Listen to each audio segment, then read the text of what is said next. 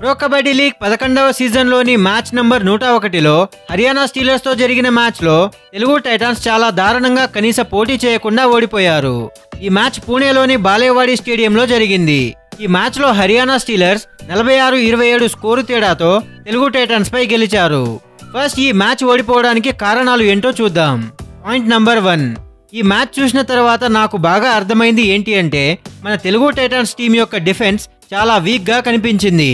Match లో ఎన్ని bonus points ఇచ్చారు అంటే హర్యానా స్టీలర్స్ టీంలోని రైడర్ శివం పటారే మరియు వేరే రైడర్లు సింపుల్ గా గ్రౌండ్ లోని అన్ని ప్లేసెస్ లో బోనస్ పాయింట్స్ తీసుకెళ్లారు.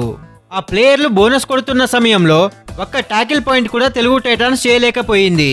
దీన్ని బట్టి మనం అర్థం చేసుకోవచ్చు తెలుగు టైటాన్స్ యొక్క డిఫెన్స్ ఎంత వీక్ గా కనిపిస్తుందో అని. పాయింట్ నంబర్ 2 వచ్చేసి ఇదే ప్రో కబడ్డీ లీగ్ 11వ సీజన్ లో మొదటి మ్యాచ్ లో తెలుగు టైటాన్స్ హర్యానా స్టీలర్స్ ని చిత్తుగా 49-27 స్కోరు తేడాతో ఓడించారు. ఆ మ్యాచ్ కి రివెంజ్ గా హర్యానా స్టీలర్స్ టీం చాలా ప్లానింగ్ తో వచ్చి ఈ మ్యాచ్ లో టైటాన్స్ ను ఓడించారు అని అనిపించింది. ఎందుకంటే వాళ్ళు ఎంతగా ప్లానింగ్ చేసి వచ్చారు అంటే మన తెలుగు టైటాన్స్ యొక్క రైడర్స్ అయిన విజయ్ మాలిక్ కి గానీ ఆశిష్ నార్వాల్ కి గానీ ఎలాంటి బోనస్ పాయింట్స్ ఇవ్వకుండా లిటరలీ బాక్ లైన్ దగ్గర ఆడించారు. వాళ్ళ డిఫెండర్లు మొహమ్మద్ రేజా షెడ్లోయి, రాహుల్ అద్భుతంగా టాకిల్ చేసి ప్రెజర్ బిల్డ్ చేశారు. పాయింట్ నెంబర్ 3 వచ్చేసి ఈ మ్యాచ్ లో పవన్ షెరావత్ లేకపోవడం తెలుగు టైటాన్స్ కి చాలా మైనస్ గా కనిపించింది. పవన్ షెరావత్ లేకపోవడంతో టీంలో కాన్ఫిడెన్స్ లేకుండా చేసింది. పవన్ షెరావత్ ఉంటే హర్యానా స్టీలర్స్ ప్లేయర్స్ కూడా కొంచెం బ్యాక్ ఫుట్ లో ఉండి భయంగా ఆడేవారేమో అని అనిపించింది. ఏది ఏమైనా తెలుగు టైటాన్స్ జట్టు ఈ ఓటమిని ఎంత త్వరగా మర్చిపోతే అంత మంచిది. ఈ ఓటమి నుంచి బయటకు వచ్చి నెక్స్ట్ మ్యాచ్ లో బాగా ఆడేందుకు ప్రయత్నించాలి. నెక్స్ట్ మ్యాచ్ దాకా పవన్ షెరావత్ వచ్చేస్తే తెలుగు టైటాన్స్ జట్టు బలంగా మారవచ్చు. సో ఫ్రెండ్స్, ఇక ఈ మ్యాచ్ లోని పూర్తి వివరాలలోకి వెళ్ళినట్లయితే పుణేలోని బాలేవాడి స్టేడియంలో జరిగిన ఈ మ్యాచ్ లో హర్యానా స్టీలర్స్ 46-25 స్కోరు తేడాతో అద్భుతమైన విజయం సాధించారు. ఈ విజయంతో హర్యానా స్టీలర్స్ తమ పాయింట్ల పట్టికలో అగ్రస్థానాన్ని కొనసాగిస్తున్నారు. అయితే ఈ మ్యాచ్ లో హర్యానా స్టీలర్స్ ఆటగాడు శివం పటారే 12 పాయింట్లు సాధించి జట్టుకు మంచి విజయాన్ని అందించాడు. మ్యాచ్ ఆరంభంలోనే వినయ్ 3 రైడ్ పాయింట్లను సాధించి జట్టుకు గట్టి శుభారంభాన్ని అందించాడు. మరోవైపు తెలుగు టైటాన్స్ రైడర్ ఆశిష్ నార్వాల్ ఒకే రైడ్ లో జైదీప్, సంజయ్లను అవుట్ చేయడంతో టీం కొంత జోష్లోకి వచ్చింది. కానీ 9 నిమిషాల్లోనే హర్యానా స్టీలర్స్ తెలుగు టైటాన్స్ పై తొలి ఆల్అౌట్ ను సాధించింది.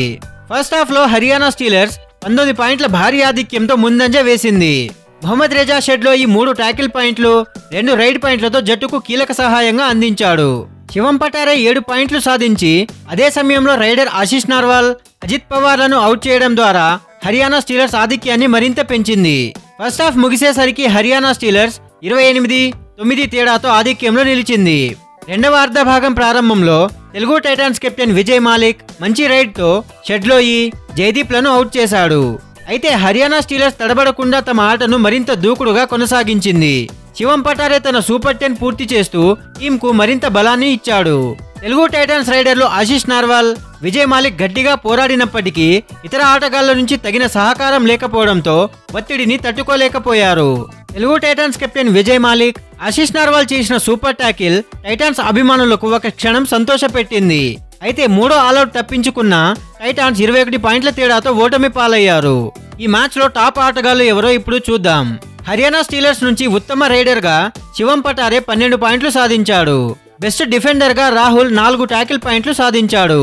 అదే తెలుగు టైటాన్స్ నుంచి ఉత్తమ రైడర్ గా ఆశిష్ నార్వాల్ 11 పాయింట్లు సాధించాడు. బెస్ట్ డిఫెండర్ గా అంకిత్ 2 టాకిల్ పాయింట్లు సాధించాడు.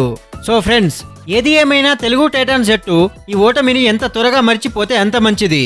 ఈ ఓటమి నుండి బయటకు వచ్చి నెక్స్ట్ మ్యాచ్ లో బాగా ఆడేందుకు ప్రయత్నించాలి. నెక్స్ట్ మ్యాచ్ దాకా పవన్ షెరావత్ వచ్చేస్తే తెలుగు టైటాన్స్ జట్టు మరింత బలంగా మారే అవకాశం ఉంది. సో ఫ్రెండ్స్, తెలుగు టైటాన్స్ జట్టు యొక్క ఆటను చూసిన తర్వాత మీకేమనిపిస్తుందో మీ అభిప్రాయాలను కమెంట్ సెక్షన్ లో చెప్పండి. ఈ మ్యాచ్ లో తెలుగు టైటాన్స్ ఓడిపోవడానికి గల కారణాలను, మీ ఆలోచనలను మాతో పంచుకోండి. మీకు కనుక ఈ వీడియో నచ్చినట్లయితే లైక్ చేయండి, షేర్ చేయండి. ఇలాంటి మరెన్నో కబడ్డీ వీడియోస్ కోసం, ప్రో కబడ్డీ లీగ్ అప్డేట్స్ కోసం మన ఛానల్ ను సబ్స్క్రైబ్ చేయండి. Thank you for watching.